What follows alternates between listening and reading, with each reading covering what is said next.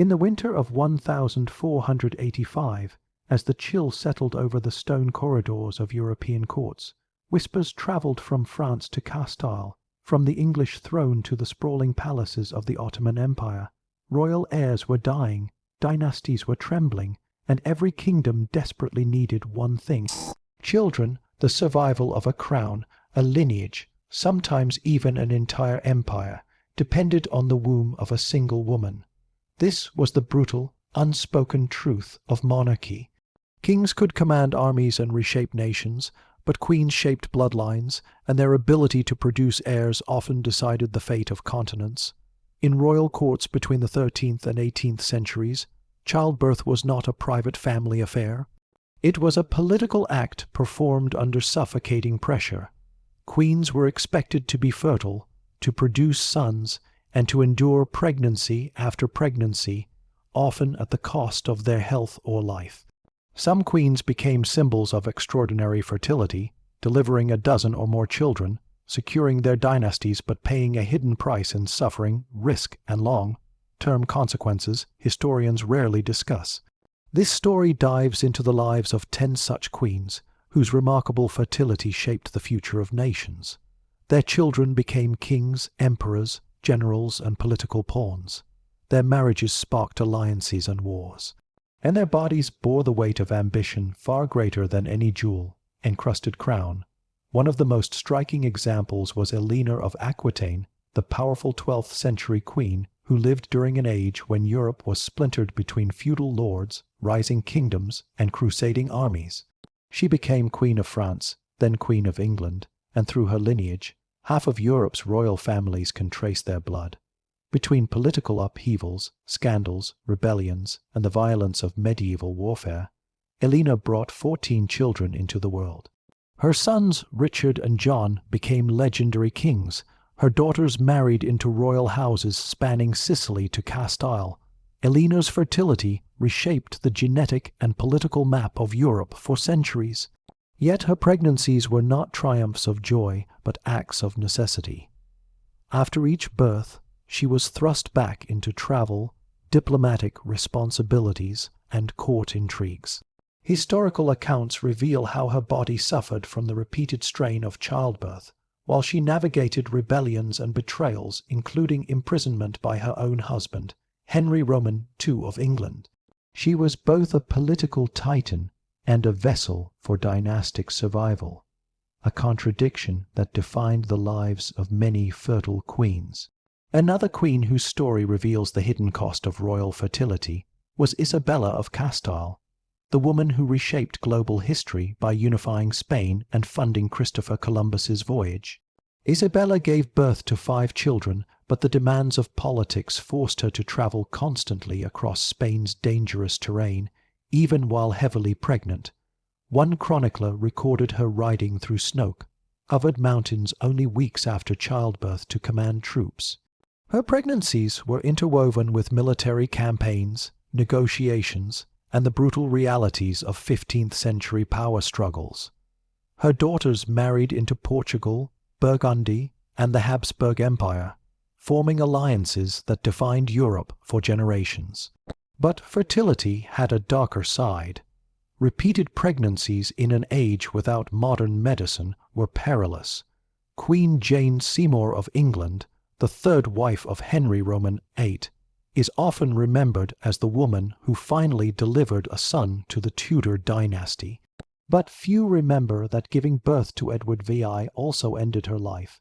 She died of postnatal infection only days after her triumph. Her fertility secured the Tudor future, but cost her everything. Across the Mediterranean in the Ottoman Empire, Hurrem Sultan, wife of Suleiman the Magnificent, bore 6 children extraordinary for a woman in a harem, where producing even one heir meant immense political influence. Her fertility directly altered Ottoman succession traditions. Before her, sultans rarely had multiple surviving sons by the same woman. Hurrem's children, especially Selim Roman II, transformed the empire's future. But the constant pregnancies also trapped her in endless power struggles with rival concubines and court factions. Each child she delivered triggered new rounds of political danger. In Denmark, Queen Louise of Mecklenburg Strelitz became famous for giving birth to 15 children during the 18th century. Her husband, King Christian Roman VII, was mentally unstable, and she ruled in his place through her advisors. But the physical toll of bearing 15 children in just 21 years ultimately destroyed her health, leaving her weakened and aged long before her time. Her children cemented alliances across northern Europe, but her own body was the battlefield through which these alliances were born. Then there was Maria Theresa of Austria, the only female ruler of the vast Habsburg Empire. Her name is celebrated for reforms, educational expansion, military strengthening, and administrative modernization. Yet behind her political achievements lies the shocking fact that she gave birth to 16 children. Each child was a tool of diplomacy, married off to strengthen Habsburg influence from France to Naples. But historians now believe her pregnancies affected her long-term ability to govern, especially as she aged. Her letters reveal exhaustion, chronic pain, and the strain of raising and losing several children in infancy, a common tragedy among fertile queens. Catherine de' Medici of France, another queen known for her relentless fertility, bore 10 children, though only 7 survived.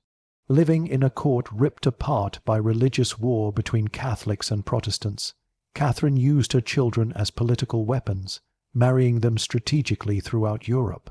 But childbirth after childbirth weakened her body, and her letters speak of near-fatal complications. She was both a symbol of life and a witness to death, losing several of her children to illness and political violence.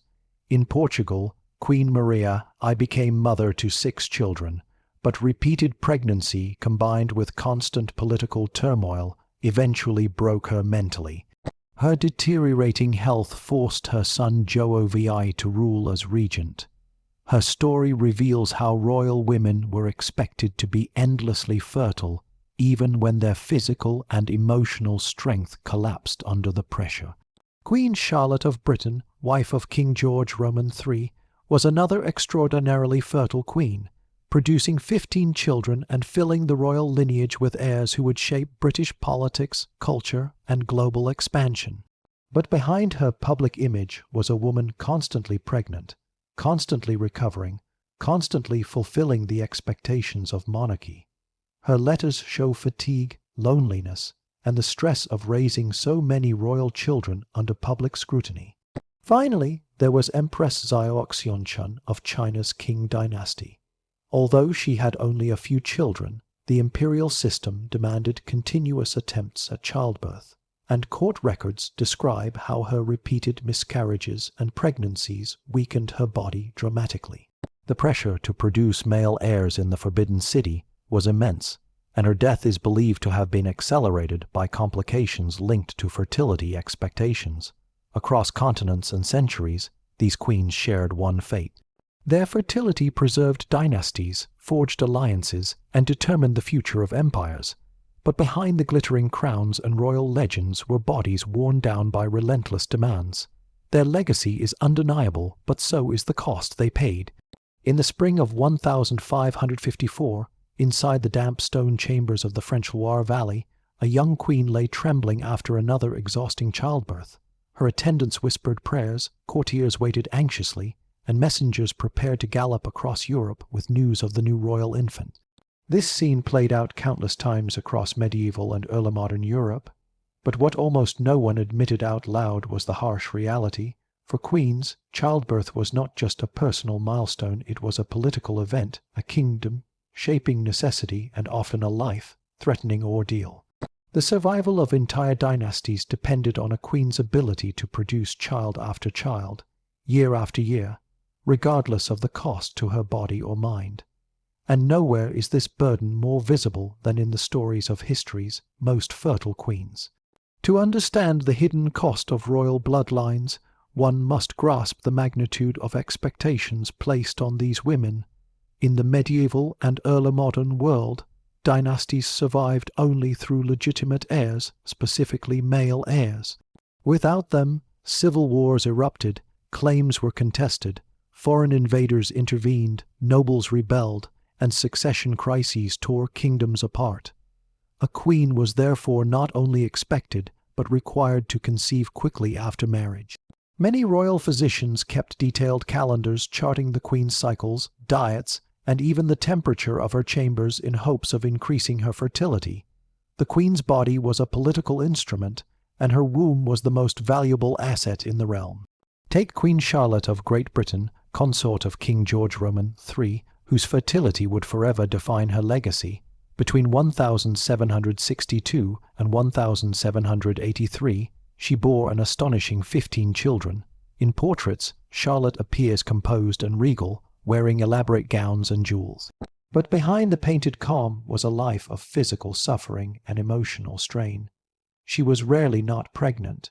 Recovering from one birth while carrying another child became routine, leaving her fatigued, often in pain, and overwhelmed by the demands of raising such a large royal household. Several of her children struggled with mental illness, and Charlotte herself endured immense stress managing her troubled family while fulfilling her duties as queen. Her letters reveal a woman stretched thin, navigating the pressures of monarchy while her own health quietly deteriorated from decades of reproductive strain.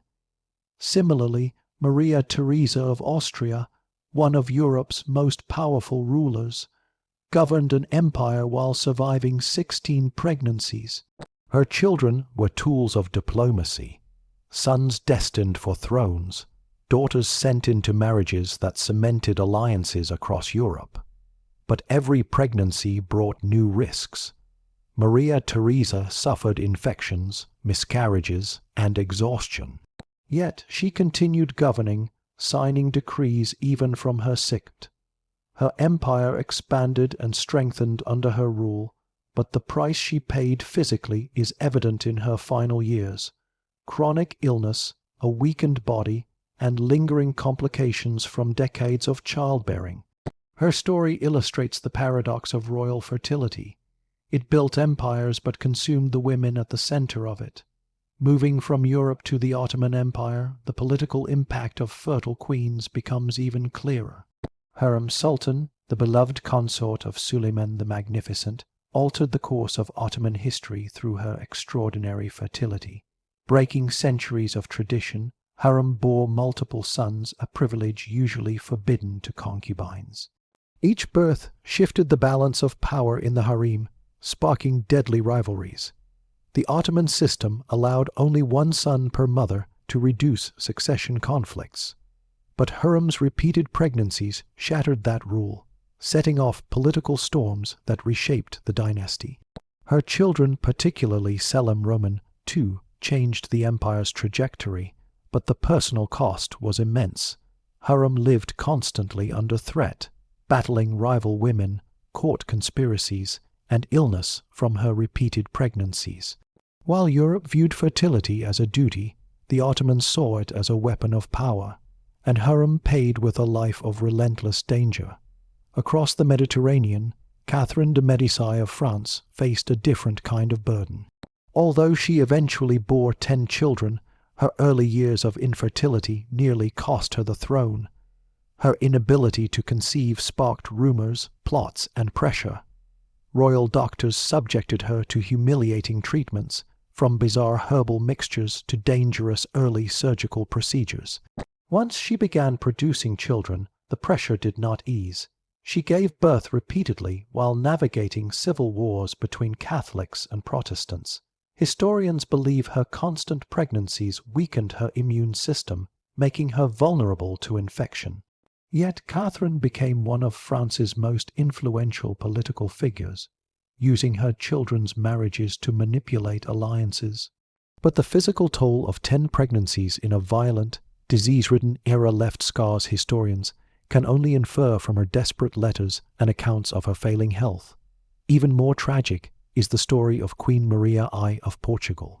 Her 6 pregnancies occurred during times of devastating political turmoil, famine, financial crisis, colonial rebellion, and a court collapsing under internal conflict.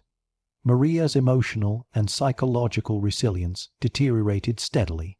Historians now believe that hormonal fluctuations from repeated childbirth, combined with deep stress and genetic predisposition, contributed to her eventual mental breakdown. By the final years of her life, the once formidable queen was unable to rule, consumed by grief, paranoia, and emotional instability. Her condition illustrates the often ignored intersection between fertility, mental health, and the crushing weight of royal expectations. But perhaps the most haunting example of the cost of fertility comes from the Tudor world. Jane Seymour, Henry Roman VIII's third wife, accomplished the one thing no queen before her could. She bore the king a legitimate male heir, Edward VI. For this, she was celebrated as the perfect queen, gentle, obedient, and fertile. Yet the triumph was brief. Jane died less than 2 weeks after giving birth, likely from a postpartum infection. Her short reign stands as a stark reminder of how a queen could fulfill every expectation yet still pay with her life. Her fertility strengthened the Tudor dynasty, but destroyed the woman who delivered it. A similar fate befell queens across Asia. In the forbidden city of King Era China, Empress Xiaoxiong Chun lived under brutal reproductive expectations. Although she bore several children, the intense pressure to provide male heirs at all costs drove her into cycle after cycle of pregnancies and miscarriages. Court records describe how she suffered physically for years, weakened by chronic complications linked to childbirth. The imperial physicians performed treatments that, by modern standards, were invasive and dangerous. Her death at a relatively young age was widely believed to be tied to the unrelenting demands placed upon her body. Even queens who seemed outwardly powerful could not escape the weight of fertility. Eleanor of Aquitaine, one of the most influential women in medieval Europe, bore 14 children across 2 marriages. As she traveled across crusade routes, managed rebellions, governed territories, and negotiated treaties, Eleanor also endured nearly 2 decades of pregnancies. She survived childbirth long enough to guide her sons to the English throne, but her body suffered enormously. Historians describe periods of exhaustion, illness, and physical decline, hidden behind her political brilliance. Taken together, these queens reveal a universal pattern. Power demanded fertility, fertility demanded sacrifice, and sacrifice often required the queen to surrender her own health, safety, and freedom. Their children shaped kingdoms, but their suffering was largely erased from official records, overshadowed by the achievements of men who inherited their thrones. The cost of royal bloodlines was not paid by kings or nobles. It was paid silently by the women whose bodies carried the future of nations. On a fog-laden morning in 1601, as bells echoed through the palaces of Madrid, the Spanish court prepared for another royal birth. Inside the dimly lit chambers, Queen Margaret of Austria, wife of Philip Roman III, struggled through a painful labor. Courtiers waited silently outside her door, not out of concern for her well-being, but out of fear that the infant might not survive, and with it, the stability of Spain's fragile Habsburg dynasty. This scene captures the reality of countless royal women. Their bodies were battlegrounds upon which the future of empires rose or fell. Section by section, childbirth was woven into political strategy, diplomacy, and statecraft. Fertility was not simply a biological function, it was the engine of monarchical survival. To understand the heavy price these queens paid, one must understand the relentless cycle they were forced into.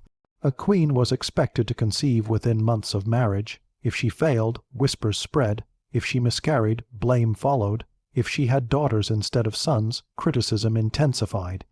And if she had too many children, risking her life each time, her suffering was dismissed as necessary for the kingdom. The fate of dynasties was so dependent on a queen's fertility that historians argue some royal families rose or collapsed entirely based on the reproductive health of a single woman. Consider the extraordinary story of Maria Theresa of Austria. As one of the most fertile and politically powerful rulers in history, Maria Theresa gave birth to 16 children between 1737 and 1756, often while involved in diplomatic negotiations, military campaigns, and administrative reforms. Her letters reveal unfiltered glimpses into her struggles. She wrote about severe weakness after childbirth, fears of infection, and the emotional trauma of losing several infants. Yet within months of each birth, she resumed imperial duties. The very empire that flourished under her leadership quietly consumed her strength. Though she shaped the Habsburg dynasty's political landscape, her own body paid the highest price.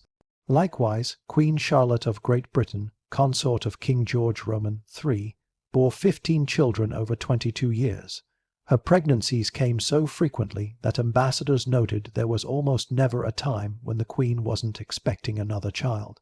Her life became a blur of pregnancy, childbirth, recovery, and repeat. Behind palace etiquette and elegant portraits, Charlotte endured exhausting fatigue, swollen joints, and emotional strain. She rarely had time to recover. Even while managing royal duties, she was mother to a near-constant line of infants, toddlers, and adolescents. The British monarchy expanded globally under her husband's rule, but Charlotte's health deteriorated privately as she fulfilled expectations placed upon her by tradition and politics. Even more dramatic was the fate of Louise of Mechlin, Berg-Strelitz, Queen of Denmark. Married at age 15, she bore 15 children in just over 2 decades. Her pregnancies occurred in rapid succession. Sometimes her body barely had months to heal before the next child. The strain was devastating. Louise died at age 51, her health irreparably damaged by a lifetime of childbirth. Yet her numerous children became vital diplomatic tools, married into Scandinavian courts, and stabilizing alliances across Northern Europe. Louise's fertility secured regional peace but cost her years of life. The physical toll was not the only suffering queens endured. Mental and emotional burdens were just as heavy. Queen Maria I of Portugal, known later as Maria the Mad, experienced devastating psychological decline after multiple pregnancies, combined with political disasters and the deaths of several close family members. Today, historians and doctors believe repeated childbirth played a major role. Postpartum depression, hormonal imbalances, and chronic stress from running a kingdom during crisis pushed her mind past its limits. Her decline was so severe that she could no longer rule. Male historians long dismissed her suffering as madness, but modern understanding shows it as a tragic consequence of intense reproductive expectations layered onto immense political pressure. In Asia, pressures were equally brutal. Empress Xiaoxianchun of the Qing dynasty lived in the Forbidden City, where producing male heirs was a woman's primary role. Though she mothered several children, the imperial system demanded continuous attempts for more. Historical records describe miscarriages, complications, and repeated pregnancies, weakening her body until her death at age 36. Imperial physicians applied treatments based on tradition rather than science, many of them physically taxing. Xiaoxianchun's life, though honored in court rituals, was shaped by suffering tied directly to the burden of fertility. In France, Catherine de Médicie's story adds another layer to the hidden cost of royal childbirth. After enduring years of infertility during which she was humiliated, blamed, and subjected to bizarre medical procedures, Catherine went on to bear 10 children. But each childbirth came at a physical cost. Chronic infections and complications weakened her body. She lost several children to disease, fueling deep personal grief, and her surviving children were thrust into brutal political roles amid France's violent religious wars. Catherine's womb became a battlefield for Catholic, Protestant politics, but her emotional scars rarely appear in the pages of official histories. Meanwhile, Eleanor of Aquitaine embodied the dual reality of power and pain. Her 14 children connected nearly every royal dynasty in Western Europe. Through childbirth, she shaped the lineage of kings and queens from England to Castile, from Sicily to the German states. Yet, her pregnancies occurred while she travelled across continents, participated in the Second Crusade, and navigated political rebellion. Chroniclers describe her exhaustion and illness, especially in her later pregnancies. She was imprisoned by her husband Henry Roman II for years even then. She was blamed for political turmoil surrounding her sons. Her fertility secured the Plantagenet lineage, but her personal suffering remains overshadowed by her political legacy.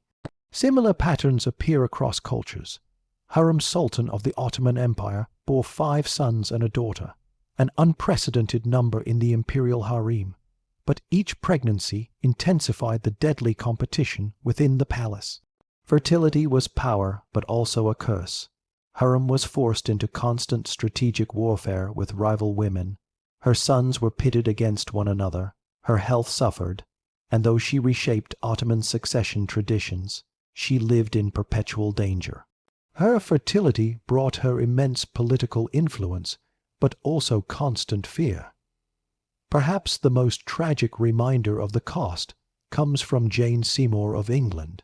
Her success in giving birth to a long-awaited heir brought her temporary glory, but her death less than 2 weeks later shows the cruel reality faced by queens. Childbirth was deadly, even in palaces filled with the best physicians. Jane's legacy endured because Edward VI ruled, but history seldom acknowledges the steep price she paid. Across centuries and continents, one truth connects these women. Their fertility shaped world history, yet their physical and emotional suffering remained largely silent. They were celebrated when they produced heirs and blamed when they did not. Their children became rulers, but the women who delivered them were rarely honored for the immense sacrifices they made. Royal bloodlines flourished because queens endured pregnancies that today would have required medical intervention, rest, and care luxuries they were never granted. Their stories reveal that behind triumphant dynasties stood women who suffered quietly so the world could remember the names of their sons.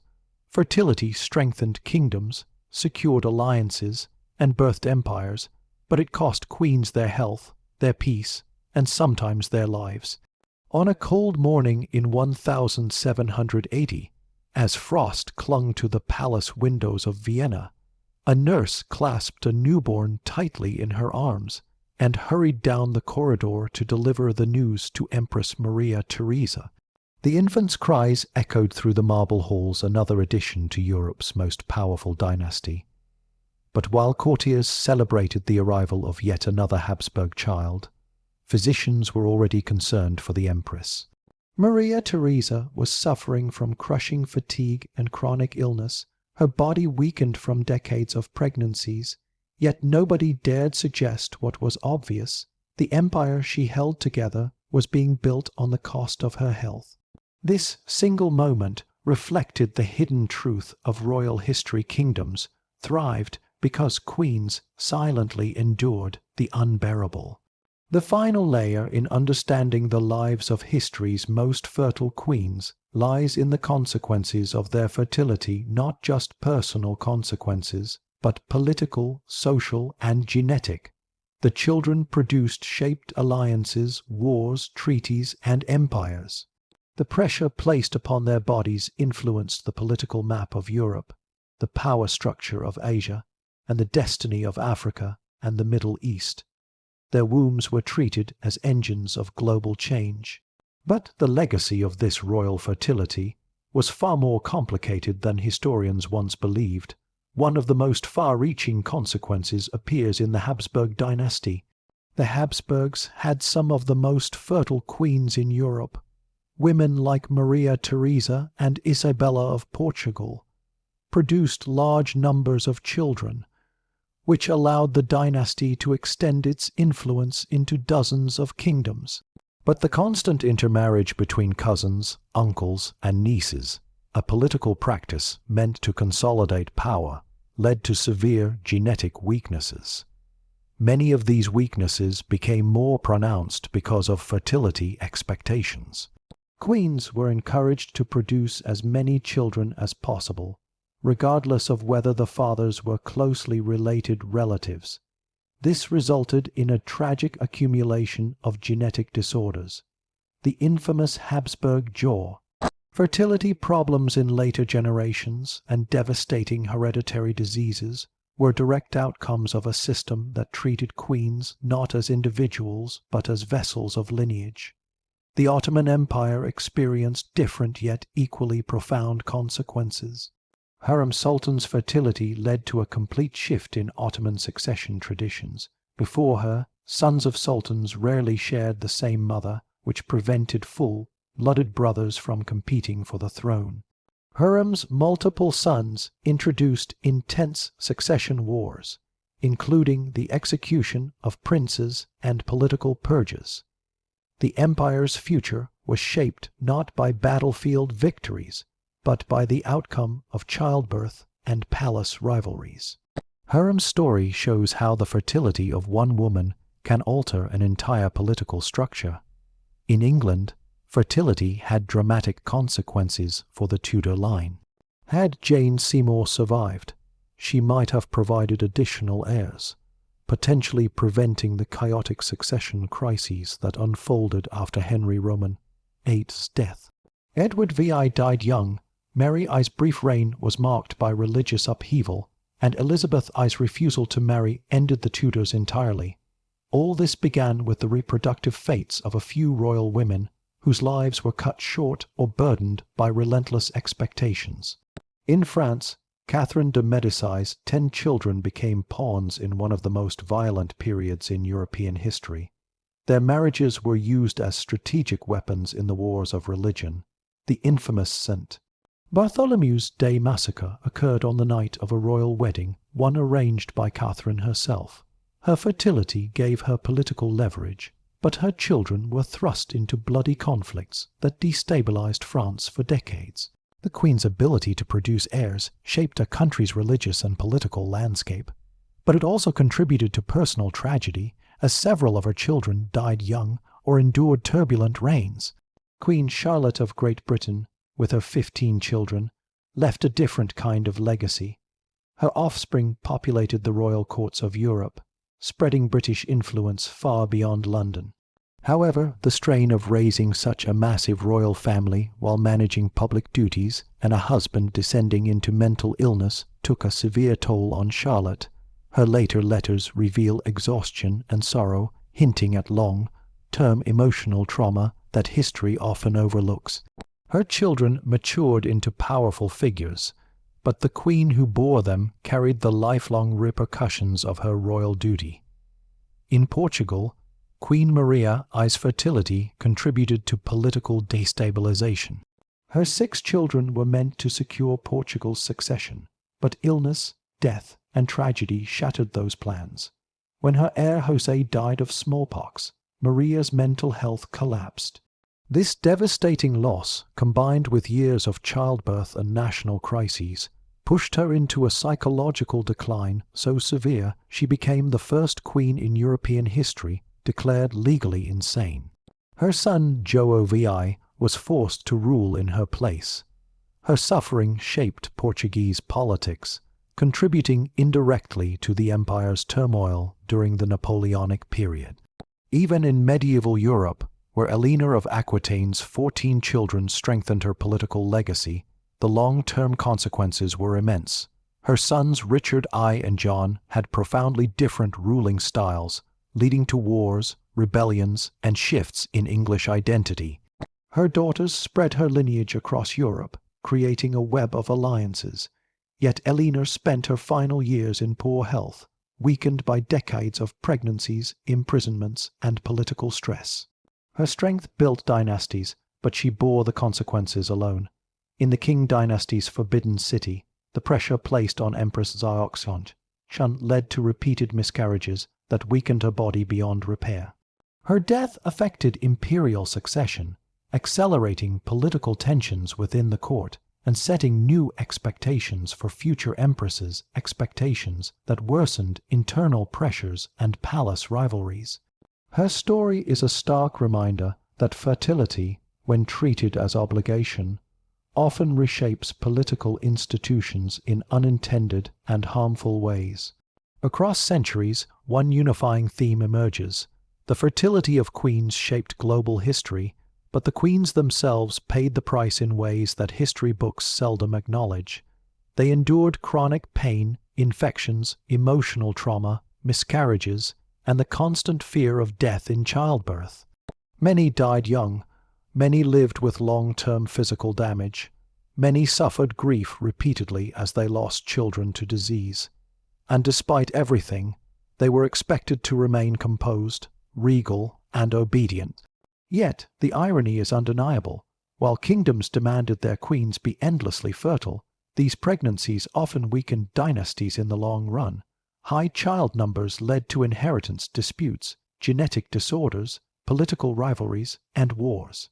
Fertility was seen as a blessing, but in many cases, it contributed to instability. The hidden cost of royal bloodlines was not only the physical suffering of queens, it was also the political chaos caused by too many heirs or heirs weakened by inbreeding. Their stories reveal an overlooked truth about global history. Behind every powerful king stood a queen who risked her life again and again so their lineage could survive. The world remembers the thrones their children inherited, but forgets what their mothers endured to create those thrones. Without these queens, countless dynasties would have collapsed, borders would have shifted, wars would never have begun, and entire eras of history would look different. This is the true hidden cost of royal bloodlines, the silent sacrifices of women whose bodies became the foundation upon which empires were built.